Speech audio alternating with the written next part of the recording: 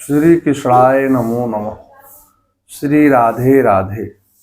श्रीमद्भागवत साप्ताहिक कथा के एकादश स्कंध के छठवें दिन के उपाख्यान में नौवें अध्याय में अवधूतोपाख्यान कुकुर से लेकर भृंगी तक 7 गुरुओं की कथा।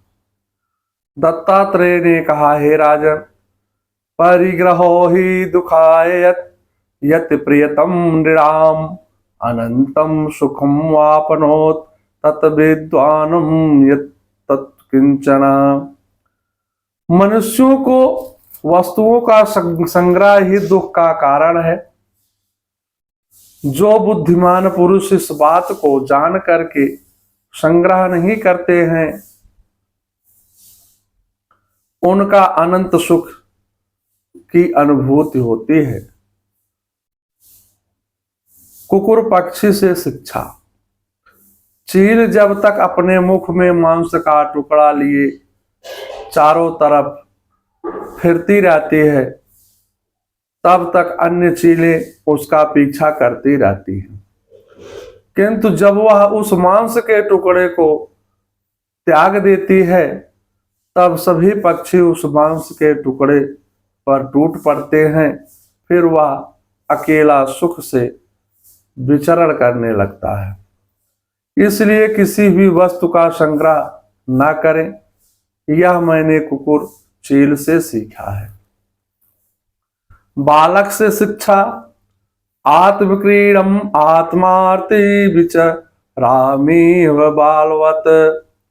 मुझे मान अपमान का कोई ध्यान नहीं है कि मेरा यहाँ मान सम्मान बढ़ेगा, अपमान होगा। और घर एवं परिवार वालों को भी जो चिंता होती है वह मुझे नहीं है। मैं अपने आत्मा में ही रमण करता हूँ और अपने साथ ही क्रीड़ा करता हूँ। यह शिक्षा मैंने बालक से ग्रहण किया है। मैं अपने आत्मा में ही रमता हूँ और अपने साथ ही क्रीड़ा करता हूँ। यह शिक्षा बालक से प्राप्त हुई है। कुमारी से शिक्षा। एक बार एक कुमारी धान कूट रही थी तो चूड़ियां बजने लगी। तब उसने सब चूड़ियां तोड़ डाली और दोनों हाथों में केवल 2-2 चूड़ियां ही रखी। फिर भी बजने लगी तो उसने एक एक रखी। इससे शिक्षा मिलती है कि साधक को अकेला ही रहना चाहिए। एक एव चरे तस्मात् कुमार्यम युव कंकड़ा। बाण कर्ता से शिक्षा। मैंने बाण बनाने वाले से यह सीखा है कि आसन और श्वास को जीत कर वैराग्य और अभ्यास के द्वारा अपने मन को अपने वश में करें और बड़ी सावधानी से उस लक्ष्य में लगा दे। जब परमानंद स्वरूप परमात्मा में मन स्थिर हो जाएगा, तब वह धीरे धीरे कर्म वासनाओं की धूल को धो करके बहा देता है। यह मैंने बाण चलाने वाले से सीखा है। योगी को इतनी ही एकाग्रता और सावधान होना चाहिए। सर्प से शिक्षा। यह शिक्षा ग्रहण की कि सन्यासी सर्प के समान अकेला ही विचरण करे, एक स्थान पर ना रहे। बहुत कम बोले। सर्प कभी घर नहीं बनाता है। योगी को भी अनिकेत होना चाहिए। मकड़ी से शिक्षा। जैसे मकड़ी अपने हृदय से मुंह के द्वारा जाला फैलाती है, उसी में विहार करती है, विचरण करती है और फिर उसे निगल जाती है, वैसे ही परमेश्वर भी इस जगत को अपने में उत्पन्न करते हैं और जीव से विहार करते हैं और फिर अपने आप में लीन कर लेते हैं। भगवान का ध्यान करने वाले भक्तों को उनका सारूप प्राप्त होता है। कीटः पेश कृतम ध्यानम कुड्याम तेन प्रवेशिता। भृंगी से शिक्षा।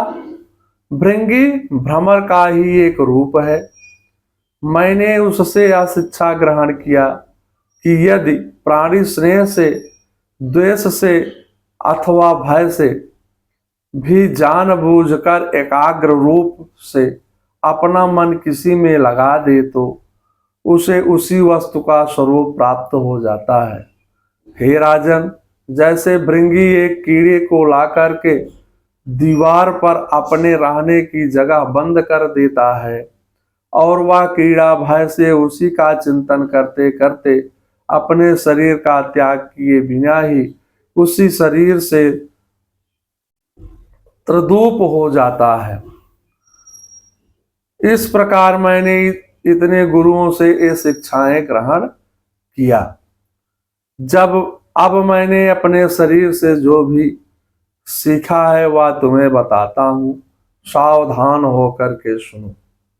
यह शरीर भी मेरा गुरु है, क्योंकि यह मुझे विवेक और वैराग्य ही की शिक्षा देता है।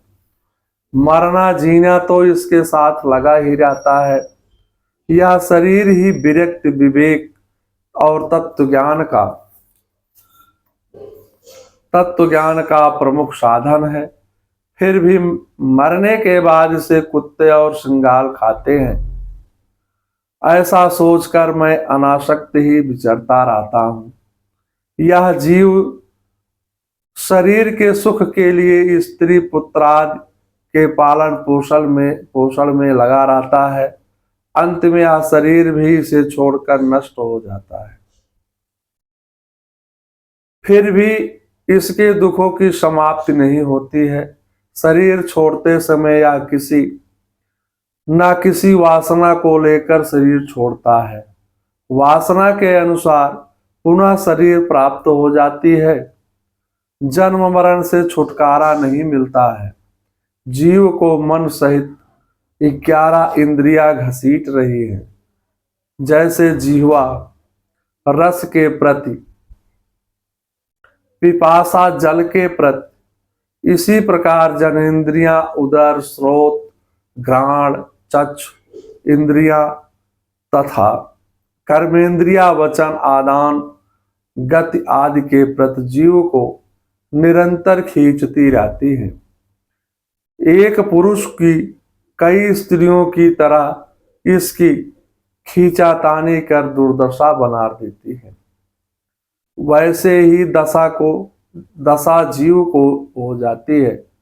बेचारा जीव विवश हो करके कुछ भी नहीं कर पाता है। वैसे तो यह शरीर परमात्मा को प्राप्त करने का साधन है। बाबा तुलसीदास श्री रामचरितमानस में लिखते हैं, साधन धाम मोक्ष कर द्वारा, पाई न जेहि पर लोक संवारा। यद्यप ब्रह्मा ने अपनी अचिंत्य शक्ति माया से वृक्ष, पक्षी, डांस, मछली अनेक योनियां बनाई, पर इन्हें संतोष नहीं हुआ। जब इन्होंने मनुष्य की सृष्टि किया तब बड़े प्रसन्न हुए, क्योंकि इसमें ब्रह्मा साक्षात्कार करने की बुद्धि सन्निहित है। यही चतुर्युग युग देने वाला है। यह शरीर मोक्ष के प्राप्ति के लिए है, विषय भोग के लिए नहीं है। तैतिरोस्तुष्टम हृदयम पुरुषम विधाय ब्रह्मावलोकधिश्रम मुदमाप देव। दत्तात्रेय जी ने कहा, एक गुरु के से पूर्ण सुदृढ़ ज्ञान नहीं हो सकता है, इसलिए मैंने 24 गुरु किए। दत्तात्रेय जी इस प्रकार राजा यदु को उपदेश दे करके चले गए। राजा को अत्यंत शांति का अनुभव हुआ। धीरे धीरे परमात्मा का चिंतन मनन करते हुए सबका संग छोड़कर ब्रह्मनिष्ठ हो गए। श्रीमद् भागवत साप्ताहिक कथा के एकादश स्कंद का 9वां अध्याय समाप्त हुआ। मंगलम भगवान विष्णु मंगलम गरुड़ाध्वजा मंगलम पुंडरीकाक्षाय मंगलाय तनोहरे। अथ 10वां अध्याय।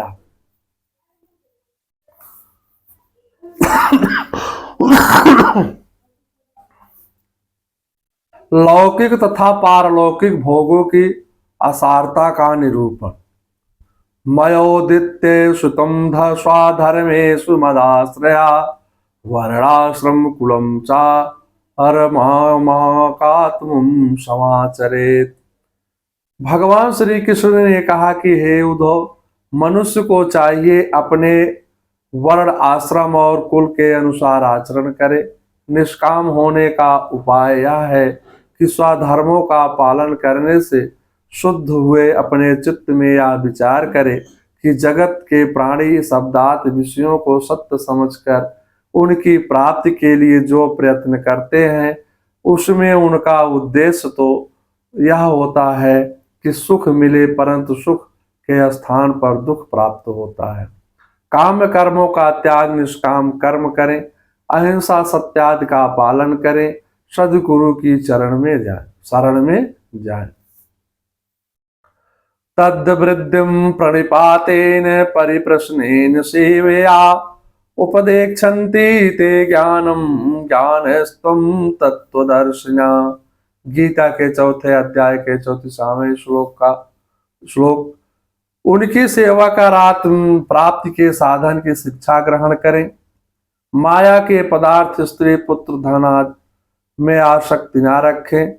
हे उद्धव, जैसे जलने वाली लकड़ी से उसे जलाने वाले प्रकाशित करने वाली आग सर्वथा अलग है, ठीक वैसे ही विचार करने पर जान पड़ता है कि पंच महाभूतों का बना स्थूल शरीर, मन, बुद्धि आदि 17 तत्वों का बना सूक्ष्म शरीर दोनों ही दृश्य जड़ है। उसको प्रकाशित करने वाला आत्मा साक्षी एवं स्वयं प्रकाश है। शरीर अनित्य एवं जड़ है, आत्मा नित्य एवं चेतन है। भगवान श्री कृष्ण ने कहा, हे प्यारे उद्धव, यदि तुम कदाचित कर्मों के कर्ता और सुख दुखों के भोक्ता जीवों को अनेक तथा जगत काल वेद और आत्माओं के लिए नित्य मानते हो, साथ ही समस्त पदार्थों के स्थित प्रवाह से नित्य और यथार्थ स्वीकार करते हो तथा यह समझते हो कि घट पटाद आदि आकृतियां उनके भेद से उनके अनुसार ज्ञान ही होता है, उनके अनुसार ज्ञान ही होता है और बदलता रहता है, तो ऐसे मत के मानने से बड़ा अनर्थ हो जाएगा। क्योंकि इस प्रकार जगत के कर्ता आत्मा को नित्य सत्ता और जन्म मृत्यु के चक्कर से मुक्ति भी सिद्ध न हो सकेगी।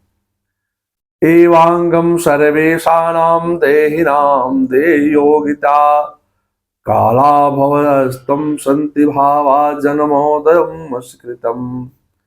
जीव कर्म करने में तथा उसका फल भोगने में स्वतंत्र नहीं है। यहाँ पर भी कर्मों का कर्ता तथा सुख दुख भोक्ता जीव परतंत्र ही दिखाई देता है। हृदय में बैठा ईश्वर जैसी प्रेरणा देता है तद अनुसार जीव कार्य करता है। महाभारत में इसी भाव का संकेत करते हुए अहंकारी दुर्योधन स्पष्ट शब्दों में कहता है, जानामि धर्मं चामे प्रवृत्ति जानामि पापं चामे निवृत्ते केनापि देवेन हृदयं स्थितेन अस्यं नियुक्तो अस्मि तथा करोमि। महाभारत से। इसी भाव को बाबा तुलसीदास श्री रामचरितमानस में व्यक्त करते हैं। परवश जीव स्वबस भगवंता, जीव अनेक एक श्रीकंता। ईश्वर की प्रेरणा से ही जीव को कार्य शक्ति का संचार होता है। मतः तत् परतरम नास्ति। गीता के निर्देशानुसार सर्वत्र ईश्वर की ही सत्ता है। बिना ईश्वर प्रेरणा के कोई भी का जीव कर्म नहीं कर सकता है। सकाम कर्म यज्ञादि के पुण्य से स्वर्गाद की प्राप्ति हो सकती है, लेकिन पुण्य क्षीण होने पर नीचे फेंक दिया जाता है। क्षीणे पुण्यम मृत्युलोकम विशन्ते। गीता के 9वें अध्याय का 29वां श्लोक का सूक्त है। जिन्होंने अज्ञानतावश पशुवध किया है, वह ही पशु उनका मांस नोच कर खाते हैं, उन्हें शांति नहीं मिलती है। ब्राह्मणो अपि भयं मत्तुम दुर्पार्धम पराशुयः। ब्रह्मा भी मुझसे भयभीत रहते हैं, क्योंकि उनकी आयु भी काल के सीमित है। केवल 2 परार्ध है। ईश्वर की उपेक्षा करने वाले मरण धर्मा मीमांसकों को क्या सुख मिल सकता है। काल रूपी ईश्वर उनके सभी मनोरथ विनिष्ट कर देते हैं। जब तक परतंत्र है, तब तक निश्चय ही काल भगवान से डर बना रहता है। भोग नष्ट होने पर आत्मा को कभी शांति नहीं मिलती है। निवृत्ति मार्ग ही मुक्ति का साधन है। बिना आत्मज्ञान के मुक्ति नहीं है। शास्त्रों में कहा है, ऋते ज्ञानान्नम मुक्ति। उद्धव ने पूछा, हे भगवान, गुणेश वर्तमानो देहे सुमना पाप वृतम, गुणे ने बद्धे ते देहि बधत्ते वा कथम विभो। यह जीव देह आदि रूप गुणों में ही रहा है, फिर देह से होने वाले कर्मों का सुख दुख आदि रूप फलों में क्यों नहीं बधता है। अथवा यह आत्मा गुणों से निर्लिप्त है, देह आदि के संपर्क से सर्वथा रहित है, फिर भी इसे बंधन की प्राप्ति कैसे होती है।